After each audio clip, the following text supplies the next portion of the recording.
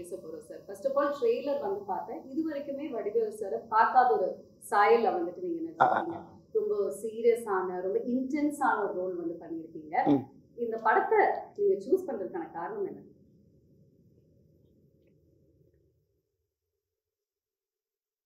அதான் சார் உங்களோட powerful ice வந்துட்டு தெரியுது. அதாவது நான் எத்தனையோ கதைகள் கேட்டிருக்கேன்.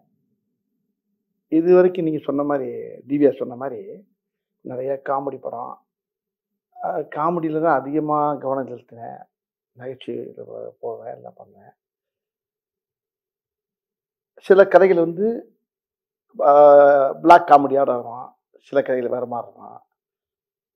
இப்போ மாமன்னன் பார்த்துருப்பீங்க, அது ஒரு மாதிரியான ஜெயினில் பண்ண படம். இப்படியே பண்ணிட்டு இருக்கும்போது இப்படி மாமன்னன் வந்ததுக்குனால எனக்கு இன்னொரு கதை வந்து எனக்கு ஒருத்தர் சொன்னார். இந்த படத்துடைய ரைட்டர் கிருஷ்ணமூர்த்தி.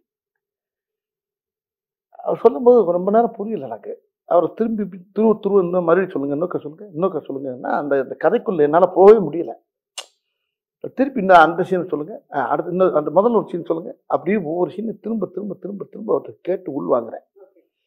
வாங்கினா அவர் எங்கிட்ட போறாரு, அப்படி போறாரு. இந்த சடை பண்ணும்ல பெண்களுக்கு, அந்த 3 சடை பின்னால் போடல, பல சடை போடுற மாதிரி.